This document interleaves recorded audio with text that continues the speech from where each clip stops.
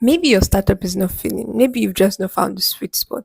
And I'll tell you how and why in this video. This is video 208, and if you're just joining, this is still the startup series, right in the 365 days of video creation that I'm doing here on YouTube. And we're going to be starting with looking at stories of reinvention to see how startups that were almost failing or considered as failed looked into their customer behavior to reinvent themselves into more successful versions. So the first one is YouTube, just because I like the platform. And of course, you're watching this on YouTube. So YouTube, you may have heard this, was a dating site. The founders created it to be a dating site where people were supposed to create videos and upload it of themselves on the platform. But it did not work as a dating site. Many people were not coming on board. Particularly might have not been here if it was just a dating site because I'm sharing value here right now.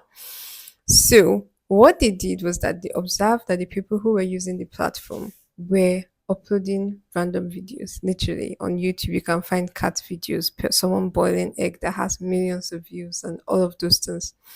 And then they converted it to a platform where people could, you know, upload any kind of video they want to upload. And before you know, it was successful. People started to use the platform, and then before the Google buyout at some point in their growth. The next example is Slack. If you have used Slack before, you know that the chat is very interactive. The emojis that you can create and customize is so beautiful. I absolutely like Slack's messaging. I really like the platform basically, and I only started using it I think early last year. And I think it's really really cool. It's very nice. So, Slack started as a company called Tiny Speck and they created a game called Glitch.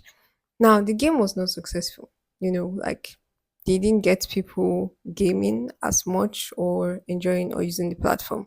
But something they did notice about the people who were using the platform was that they used the chat feature of the gaming application and they enjoyed like the interactiveness of communication through that chat, that's messaging service that was inside the platform.